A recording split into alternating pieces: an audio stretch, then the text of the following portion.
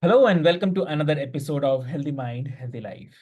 As you all know, on Healthy Mind and Healthy Life, we explore the latest insights and the strategies for living a balanced and fulfilling life. So, I'm your host, Avik, and today we have a very special guest with us who has made a significant impact in the world of personal development and the wellness. Joining us today is Michael Vincent. So, welcome to the show, Michael. Thank you, Avik. It's a pleasure to be here. Great, great. So, Michael, before we start our conversation, I want to mention this to all of our listeners that Michael is a renowned worldwide coach who has spoken at numerous business events and universities throughout San Diego and often 5 to 7 times a week. So, Michael is also the creator of Higher Self program, a transformative coaching program that helps individuals align with their higher selves through the mindset, fitness, and the nutrition. So, with his expertise, he shows you how to create your reality and live the life that you have been dreaming of by uh, developing a resilient mindset, achieving the peak physical health. So in this episode, we will delve into his journey, his approach to the personal development, and the uh, uh, powerful techniques he uses to help people reach the highest potential. So get ready to be inspired and empowered to take control of your life and the well-being. So let's get started. Welcome to the show again, Michael. Thank you. Lovely. So Michael, if you can share a pivotal moment that has led you to create the higher self program. Okay. Well, to give you a little bit of background about me, right? I grew up here in San Diego. I Yeah. went to high school here. High school was not the best time of my life. If for many people it was, they had a lot of friends, things like that, but I did not. At that time, freshman, sophomore year of high school, I was having a lot of anxiety, wanting to be accepted by others, and that's where all the anxiety would come from, right? I'm thinking of, I want, people to like me, I want to be respected, admired, things like that. And at that time, I mean, I had no results. I was playing sports at that time, but I didn't have, the car, the house, the lifestyle, the career, and all those things I was looking up to. Because when I grew up, I grew up around a lot of older people, and a lot of my friends were older people, and still are older people. And that's one hack, or one way that I think, successful people, or if you're aspiring to be successful, is very good for you, because it's who you surround yourself with. Mm. But at that time, I was thinking of all these superficial things. And I had a lot of anxiety at that time.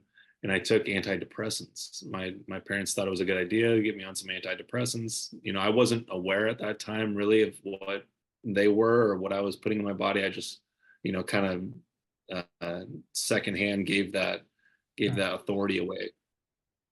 And at that time, I was going through a ton of anxiety. The antidepressants were actually making it worse. Mm. And then I decided, I don't want to do this anymore. This isn't helping. So then throughout high school, I kind of, found some friends, started making some friends. The anxiety started to go away. But then I started smoking a lot of weed my senior year. I smoked weed every single day with my friends. That's all we did. Okay. And at that time, I wasn't thinking about college. I wasn't thinking about my future. I was just thinking in the moment. I just wanted to have fun, just wanted to, relax, enjoy myself. Mm. And conflict avoided is conflict multiplied. So at that time, I was just avoiding homework, avoiding tests, avoiding all kinds of responsibilities at that time. So it came time to choose where I was going to go to college, or decide where I was going to go to college. And at that time, I didn't take the SAT, ACT. So at that time, I didn't have any options other than a community college. So I got involved. At that time, I was smoking a lot of weed, and it was like April, May of my senior year. And I was like, oh no, like, where am I going to go to college? Mm. And I decided, you know what, my dad is a successful real estate brokerage. Okay. So I decided, you know what, hey, can I come work for you? And he said, yeah, but you got to take it seriously. You got to get your real estate license and, do a good job. And I did that, and I did that for about 8 years after high school. And it was going well for me. It was, I was making money, obviously a direct mentorship from my father who is successful in it. So it was good, but I kept having this thought in the back of my mind, this thought that was lingering to me, which I realize now that that was my conscience. But it was saying to me, is this really what you want? Like, is this really what you want for your life? The path has already been paved. Like, you're gonna live the same life that your dad has lived. Like, do you want to just do that? Like, it seems so cookie cutter. And I kept having that thought, kept having that thought. And I had that for years, like 2, 3 years. And then I went to a real estate meeting. I went to a real estate meeting about 2 years ago and decided I was going to pitch these two properties that I had listed. I go to this real estate meeting and I'm shy, I'm uncomfortable. I find my seat and people are going up and they're sharing their properties. And I'm like, well, okay, like I'm going to get up in front of the room in a couple minutes. Like, I'm freaking out. I'm nervous. My palms are sweating. My heart's beating really fast. I'm like, oh no. So the host of the meeting gets up and says, all right, who has any other properties they'd like to share? And I'm like, my heart sinks into my stomach. I'm like, oh no. Like, he's basically calling on me. And I knew I was supposed to raise my hand and I couldn't do it. There was so much adversity, so much discomfort and nervousness that I couldn't raise my hand. So that led me to looking up, like, how can I overcome the fear of public speaking? Mm. And as I left that meeting, I was so disappointed in myself. So I had a thought at that time from my conscience that basically said, this is a challenge. This is a challenge for you to overcome yourself, to find strength in yourself and really push yourself to do something that you're not okay with. True. Right. So then a few days later, I go to my first Toastmasters meeting. Now, a Toastmasters is a place you can go to practice public speaking. So I go to the meeting and it's like 6:57. I'm in the parking lot walking around and I'm like, where's the room? Where's the office? Yeah. And little do I know, the host of the meeting's in the room. And he Mm. gets up and says, all right, ladies and gentlemen, we're going to go ahead and kick off the meeting. It's 7 a.m. We're going to start with any guests this morning. Do we have any guests that want to introduce themselves? And at that moment, I'm walking through the door. And he goes, oh, looks like we have a young man that just walked in. Young man, why don't you come on up here, introduce yourself, and conquer that fear of public speaking? Yeah. Puts the microphone right in my face. And I'm just like, oh, okay. Hi, I'm Michael. I went to a real estate meeting and planned to speak, but I couldn't. So here I am to improve my public speaking skills. And I went and sat down and just watched the rest of the meeting.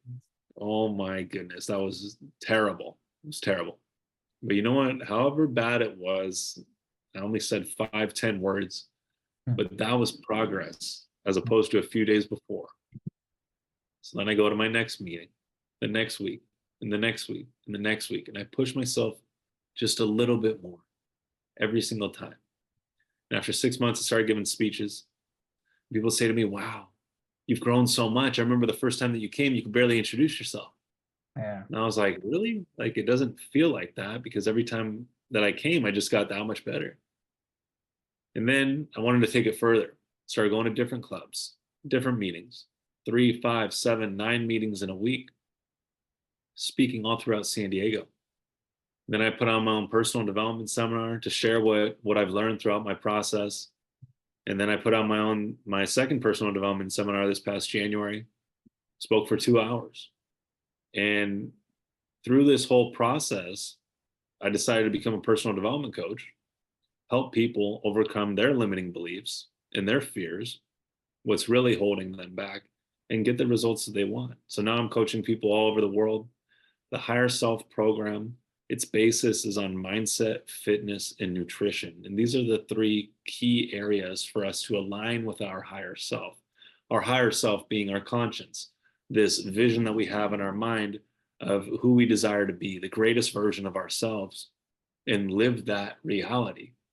So it starts with the mindset and the fitness, triggers the mindset by putting yourself into uncomfortable positions, adversity, overcoming that. And then obviously the nutrition. The nutrition is so important because if we are doing all the other things, mindset, fitness, but we aren't feeding ourselves the right food, our body's not going to respond in the right ways.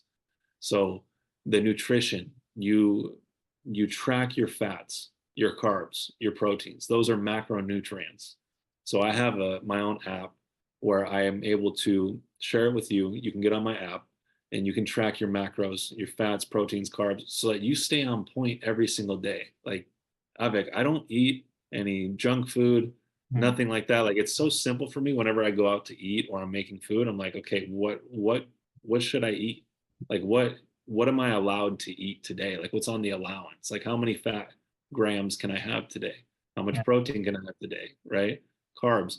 And that keeps me on track to feed myself the right foods to keep me in alignment.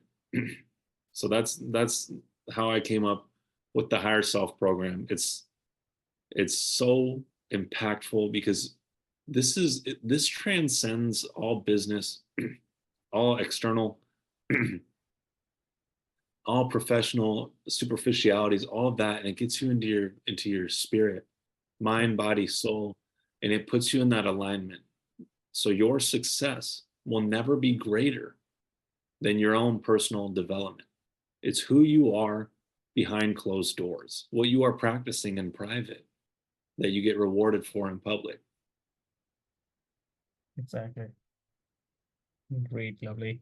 So also, I mean, when we're talking about this, so then we should also talk about some of the challenges. So what, according to you, are some of the common challenges that people face when they're trying to align their higher selves? And uh, yeah, so if you can share them. So the thing is that one of the most common challenges is it's all identity. It's who you believe you are. It's the self-image. So when we think in images, right? If I were to tell Yeah. you to think of your dog or your car or your house or your workplace or your boss, an image comes to the screen of your mind. So when you think of yourself, what do you think of? Like, what image comes to the screen of your mind? Like someone who's strong, confident, stands tall, or maybe a past experience comes up when you were weak or didn't get your way in a situation, or you highlight a failure. You think back to a failure of yours. And that's the problem, is that most of us think more on failures rather than celebrating our successes. It's funny because I've been there before. Like, you get into this rut of like, well, it needs to be this. It needs to be this big home run, Mm. or else it's not even worthy enough. So I don't even feel good about it. And it's like we should be celebrating those small successes, those small wins. It comes down to our self-image. How do you see yourself at the end of the day? If you see yourself strong, confident, you will take those actions.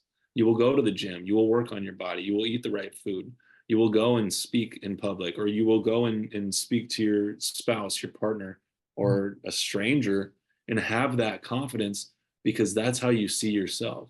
So it comes down to you. The thing is that you may not have the self-image that you want. And the truth is that most of us don't. So we have to actually construct that self-image by writing it down. Like, who do you want to be? You know how a company has like a mission statement? Like, you have to construct your own mission statement. Like, this is who I am. I'm the world's greatest personal development coach. There's no doubt in my mind. I'm traveling the world, speaking on stages all over the world. Like, this is how I see myself. And that's led me to taking the actions to where I am here to share this with you and share this with your audience, get my message out there, further my business, my brand, my my purpose, right? So it comes down to how we see ourselves. And if you don't see yourself how you want to see yourself, you have to write down exactly how you want to see yourself. Dream, imagine. Don't go by what's going on right now in this reality. That's the thing, is it's identity. It's how you see yourself. Exactly, very true. So also, how important is the physical fitness in achieving the personal development and aligning with one's higher self? Well, I mean, you can imagine someone who's overweight, And they're not working out, they're not exercising. You can imagine how they feel about their body, right? They're just kind of like just think about it for a moment. Like maybe shoulders are low, they're just kind of slouching, they're walking around like the body influences the mind so much. So if we're in like a, shoulders down, head down like this, walking very slow, hunched over, you can imagine what's going through that person's mind, right? They're probably not very confident. They're probably depressed, struggling with something, right? But if you see someone that's standing up, their shoulders back, right? They're making good eye contact, right? You can tell the frame of mind that they're in. So this is where the body comes in, the fitness, because it's not necessarily just about the muscles or the shape of the body that you are in. It has to do with the mindset, because what's going on inside is a reflection of what's going on outside, right? Or vice versa. What's going on outside is a reflection of what's going on inside. So you see someone who's in shape, they're strong, they have a sharp mental attitude. They're willing to do the actions to take care of their body, put themselves in a good state, because it's not necessarily just about the body. Like I said, it's more about the state of mind that you put yourself in through the physical exertion, the exercising, the fitness. So it's all in alignment. So, also, like, how crucial is the mindset in the process of the personal development? Like, uh, and what are the some key mindset shifts that can lead to a significant improvements in one's life? So take, for example, someone digging a ditch. Mhm. Someone's digging a ditch and they're thinking to themselves, gosh, this sucks. I can't wait till I can get home. I just want this to be over, right? How well are they going to do that job, Yeah. right? They're probably going to do weak effort, half-ass effort. They're not going to finish it to the best of their ability, right? They're just going to do the minimal effort to get out of it, right? So then you take someone who's digging that ditch and they're like, oh, you can't stop me. You can't break me. Bring on more. Good. I like this because you know what? It's making me stronger. It's making me better. I'm building mental fortitude. I'm building muscles. I'm building this strong self-talk in times of adversity so that when anything happens in my life, any difficulty happens in my life, someone gets diagnosed with a health condition, or I break up with my partner, or my dog dies, or whatever it may be, you are more prepared for that situation because you've been through the adversity and you changed your self-talk in that moment. Because it's in times of adversity that our self-talk is either talking us into it or talking us out of it. And that's going to determine the results that you get in your life, right? The self-talk of that person digging the ditch, thinking, I just want to go home. They're not going to give much effort. They're going to want to get out of there at the first option that they have to, right? They're not going to be called on to do the job again. They're not going to get paid a high salary because they're putting in the least amount of effort. But the person who's willing to do the extra mile, who's willing to talk to themselves and talk themselves up in a situation of adversity like that, that person's going to be the most rewarded. But that's the difference, is it's not about the reward. It's not about the result. It's about the process, taking pride in the process. The man who takes more pride in the process and the steps it takes than the result itself will be unstoppable. There's no question about it. Got it. Understood. So, also, how do you help your clients balance the personal development, fitness, nutrition, mindset in their daily lives? So it's actually really easy because it's all on the app, right? It's all on my app. I give them a program. Here's the thing. I share with them a custom workout routine that they're going to do 4, 5, 6, 7 days a week, minimum of 4 days a week. So they're going to have a custom workout routine that they're going to follow and input their statistics in each one, right? I did 10 reps, 50 pounds, whatever it may be. So they have a custom workout routine that I'm able to monitor and see that they are completing the exercises. Then I give them a custom meal plan. I give them the exact macros that they are to eat, the allowance that they can have each day, so that they start shedding the weight, they start getting into the right shape, because what we put in our body is coming out in our physique. And then I have coaching calls on the weekends. So on Saturdays and Sundays, I do coaching calls for my phase 1 program and my phase 2 program. And that is where I get on Zoom like this in group calls, and I answer any questions that they may have or anything that they may be struggling with at that time.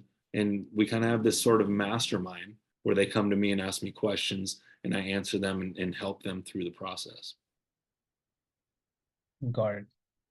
Also, like, what are your future goals for the Higher Self program? Like, how do you envision its impact on people's lives globally?